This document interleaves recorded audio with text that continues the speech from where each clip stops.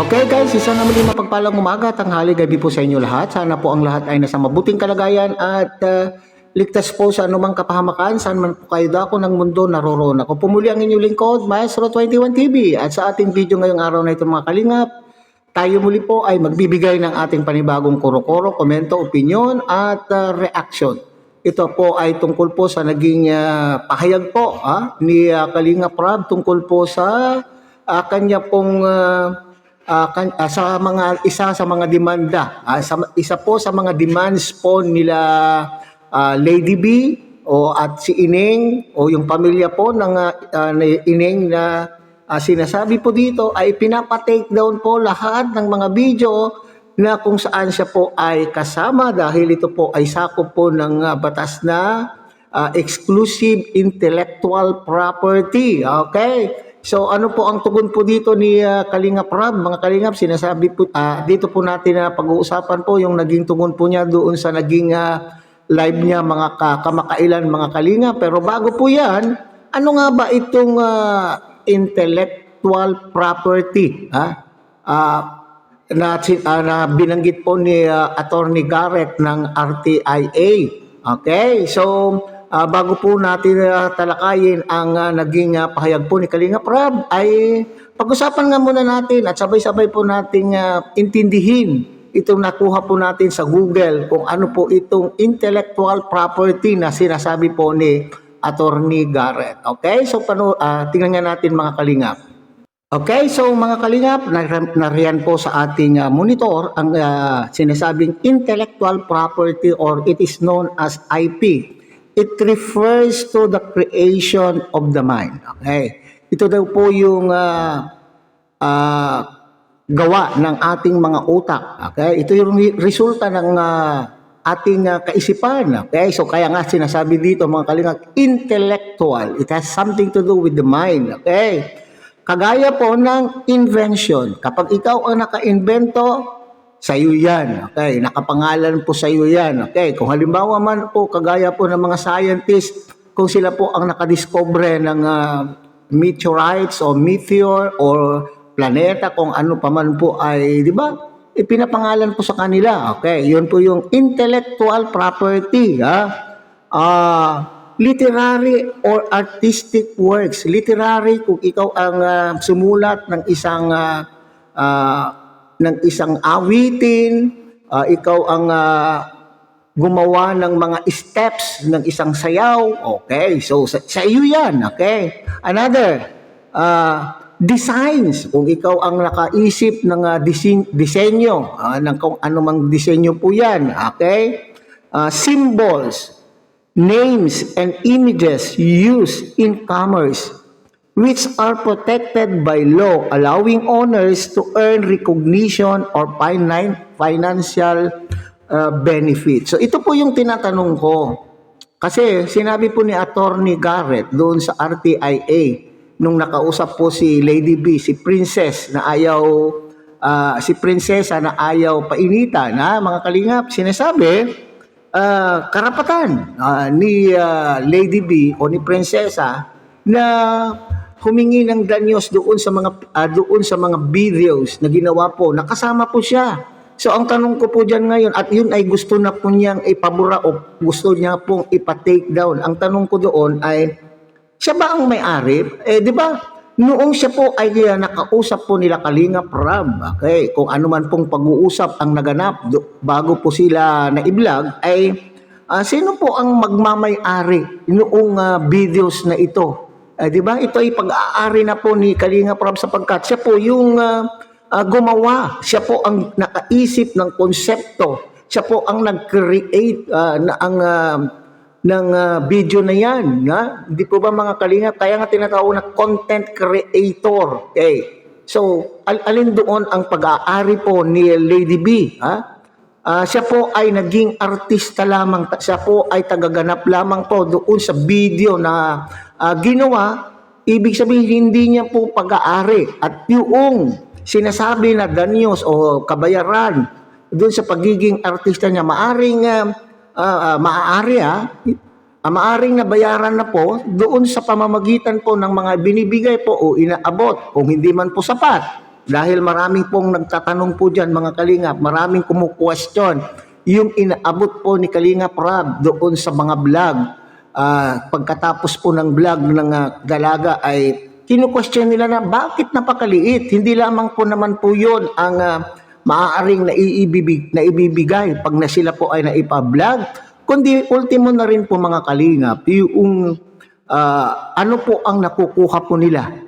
Itong pamilyang ito, kagaya po ng nakilala po sila ng mga sponsors. So ngayon, marami nang naging sponsors, nabibiyayaan po sila ng mga pagpapalam mula po sa mga sponsors. Kaya po sila po ay gumanda po ang kanila pong buhay, nagkaroon po sila ng tindahan at nagkaroon din po sila ng magandang bahay. So ngayon, dito sa intellectual property na ito tayo,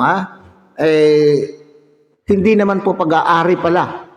Ayon po sa aking pagkakaintindi, doon sa ating pong binasa, ay pag-aari. So sino po ang nagmamay-ari ng mga videos na yan? So ibig sabihin pala mga Kalingap, ay walang karapatan na mag-demand. Itong si Lady B, na ipa-take down yung mga videos na yan kung saan po siya kasali o kung saan siya po ang tagaganap o artista, isa sa mga artista doon sa video na yan. Kaya nga, ito po ay sinabi ni Kalingap Rab na maaring hindi po niya, maaari kasi kailangan pag-uusapan pa po yan mga Kalingap, maaring hindi niya po i-delete o hindi niya po i-take down yung kanya pong mga video. So panoorin po natin dito mga Kalingap. Sa mga live niya. At yung mga live niya patungkol kina Viancy ay i-hide po ng kanyang editor. Yun rin po yung sabi niya. No? Pero yung vlog ko, yung mga vlog ko, di ko alam kung papahide nila, no? Pero hindi ko basta-basta tatanggalin yun kasi yun po ay pinaghirapan ko, no? Nagkaroon sila ng... Okay, so ito po yung sinasabi po niya, ang tanging para wala ng problema po at naisip po siguro ni Kalingap Rab na solusyon ay yung sinasabi po ni Prinsesa na ayaw mapainitan ay itong mga video po, video po ni Kuya Bal. Pero yung sa kanya ay parang ayaw po niyang i-delete o ayaw po niyang tanggalin. Bahay, nagkaroon sila ng kung ano meron sila ngayon dahil sa mga vlog na yun. So, okay. Ayaw po niyang i-delete dahil dito po sa mga video ito na kanya pong ginawa ay dito po sila nakilala at dito po sila kuha po ng mga sponsors at dito po nila naabot kung saan na po sila ngayon. Hindi po ba? Dito po sila nagkaroon, sabi ko nga, ng tindahan dahil po sa mga sponsors at nagkaroon ng malaking bahay o sasabihin na naman po ng mga baser na makakabila.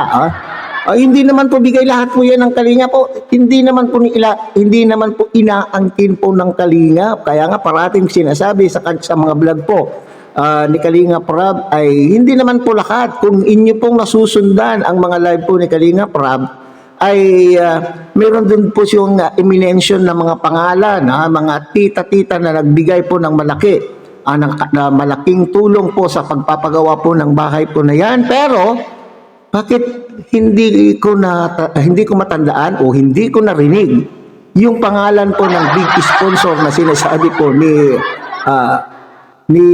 Dr. Lam, hindi po ba? Wala po akong narinig. So maaaring hindi po malakihan din. Pero ang akala po ng iba, isa po siya sa pinakamalaking nagbigay doon sa pabahay o doon sa pagpapagawa ng bahay. Pero hindi na-mention po ni Kalingap Rab doon sa isa pang live po niya kung sino po yung talagang mayroon malalaking tulong po doon sa pagbuo po ng bahay na yan. Okay? So totoo naman po mga Kalingap na dahil po sa mga videos na yan ay diyan po sila nakilala o ngayon ipapa-take down mo. At sabi po niya ito ay pinaghirapan ko. Ayan. Pinaghirapan daw po. At sino po yung may-ari niyan ngayon? Hindi naman po pag-aari na po ni Lady, hindi naman pag-aari po ni Lady B yan dahil hindi naman po siya yung creator ng mga videos na yan kundi itong si Kalingap Rab. Hindi yun pwedeng basta-basta matanggal. No? Pinaghirapan namin yun at Hindi po saka sa mga vlog ko na yun, wala naman pong ano yun walang toxic doon. No? Napakaganda ng mga vlog na yun. Okay, totoo po yan. Ha? Wala naman pong sinasabi doon sa mga vlog na yun na kontra sa pamilya po ni Lady B. Ha?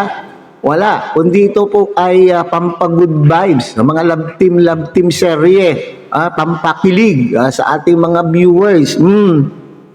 Puro good vibes lang yun.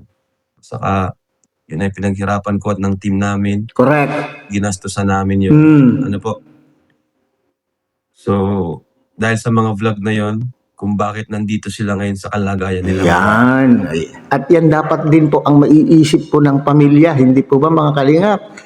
Kung mayroon man, nang dahil po doon sa mga videos na yan, doon po sila nakilala at tinatamasa kung ano man ang mayroon po sila ngayon. Okay? So dito pa lang siguro dapat ay mag-isip-isip itong pamilyang ito. Okay? Alam po natin, kayo po ay nasaktan sa mga bashers.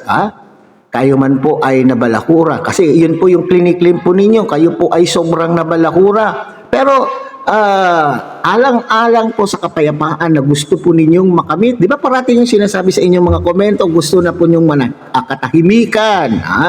Gusto niyo ng katahimikan at sinalang-alang niyo po sana yung ginawa sa inyo po ng Kalingap. Bakit hindi kayo lumapit? Napakalapit lang naman po ang bahay po kung saan ang mga matubang ay naroroon. Bakit hindi kayo doon nagkipag-usap at nagsumbong o pinag-usapan po kung ano man po yung hindi nyo po nagugustuhan at kung ang ano man po yung napag-usapan, pwede naman po, welcome naman po kayo na kayo po ay magpaalam at inaiintindihan naman po nila kasi totoo naman po yung sinasabi ng ilan na hindi habang buhay ay magiging beneficiary po kayo, hindi habang buhay ay kayo po ay pagkakakitaan. Marami po tayo naririnig na ganyan, marami po tayo nababasa na ganyan.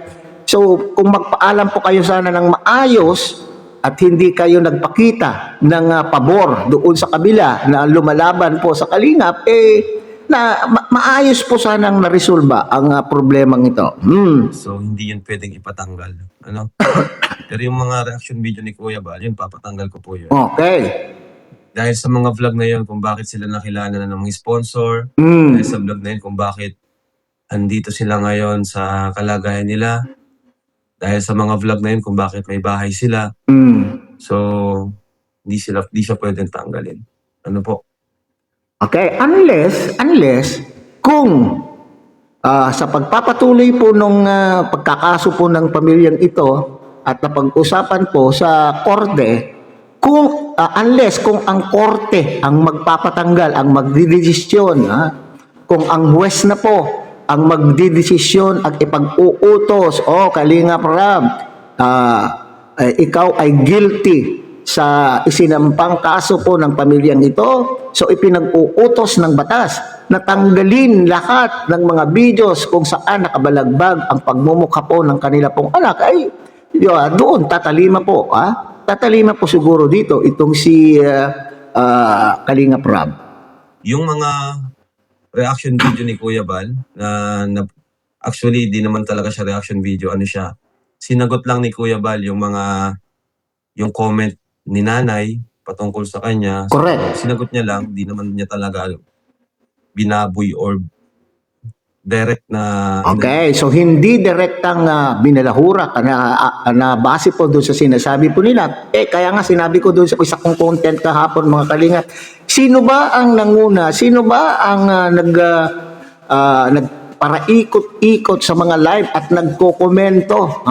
At doon sa ginawa pong video po ni Kuya Bal, mga Kalingap, ay, di ba, paulit-ulit niya pong sinabing, wala akong sama ng loob, ito po ay pagpapaliwanag lamang. At sumasagot doon sa komento kung saan po ay isinumbat yung hiniram po na semento. Okay, for the information of everyone, yung semento na controversial na semento po ay naibalik na po ni Kuya Bal. Mismo si Kuya Bal ang nagbalik nung semento na yan. Sila yung Batalero family, yung mga viewers yung nagko-comment. Correct. No? Yun, papahid po namin sa kanyang admin, kanyang editor. Ano po, para wala na pong gulo. So, ayoko na rin po ng gulo. Pero kung gusto pa nila na ipagpatuloy yon sa team nila, ako po yung kakausap. Ako yung haharap. Kasi ako may hawak dyan. Hindi na po si Kuya Bal kasi si Kuya Bal ay blood po yan. Ayoko na pong madamay siya dito. Si Kuya Bal nagsagot. Siyempre, alam naman po ninyo ang matanda na sensitibo. Okay, so kaya siguro labis na nasaktan po itong si Kuya Bal kasi sa feeling po niya ay wala naman po siyang ginawang masama dito sa pamilyang ito. Bagkos sila po ay natulungan lamang. Pero hindi niya po inaasahan mga kalingap na hahantong sa ganitong sitwasyon. Okay, lalo na po on national TV ay pinag-uusapan. Ano po ang motibo ng pamilyang ito? Ano po ang motibo ng mga taong nasa paligid ng pamilyang ito? Ito ba ay gusto nilang pabagsakin ang ang community na pinaghirapan na i-build up ni Kuya Bal? O ito ba ay iniisip na mapahiya ang pamilya Matubang ng dahil po dito? So, ito ay pag-isipan po ng pamilya na kayo po ay nagagamit ng mga taong ito. Ano po yan? Wag mo pong sisihin lahat kay Kuya Bal ang kamalian. Siya po ay nagsagot lang po sa mga paratang sa comment section na nagmumula mismo sa family ng aking beneficiary. Di naman po yan papasok kung walang mga comment patungkol sa kanya. Kasi araw-araw na nga po yung binabash ng mga anti-kalingap. Araw-araw na yung binabanatan pero di naman po niya pinapansin. Masakit lang talaga kung magmumula mismo sa tao. Tinulungan namin yung mga ganong salita. Kaya di siya nakapagpigil. Ganun po kasimple ang paliwanag doon. Okay, so mga kalingap so yan pong naging pahayag po niya. Okay, so hindi siya magdi-delete ng video sapagkat alam po niya nang dahil po sa kanyang mga video, na kanyang ginawang video, ay dito po nakilala po ng mga sponsors na siyang tumulong po isang pamilyang ito at napakasakit po sa bahagi po ni Kuya Bal. Kaya po nakakasagot ng hindi din po tama sa aminin man o hindi po ni Kuya Bal ay may masasakit din po naman po siguro. Ang iniisip po siguro ng pamilyang ito ay para hindi po sila lapain ng mga bashers ay dapat ay nagdahan-dahan doon sa kanya pong naging content. Pero sabi ko nga ay ito po ang feeling po ng isang matanda na akala po niya ay siya na po ay nakatulong po sa inyo pero siya pa po ang lumalabas na masama. Okay, so hanggang dito na lamang po mga kalingap. Muli tangkilikin po natin Kuya Bal Santos Matubang, Ate Edna Vlog, Kalingap Rab, at siyempre sana po ay inyo rin pong tangkilikin ang munting channel na ito sa pamamagitan po ng pagbibigay niyo po ng like, share, and subscribe at tuloy pindutin na rin po ang notification bell at nang sa ganon tayo pa rin po ay magkita-kita at magsama-sama sa susunod pa pong mga reaction videos na ating gagawin. Muli isang mapagpalang umaga, tanghali, gabi po sa inyo lahat. Mabuhay po kayo at God bless everyone.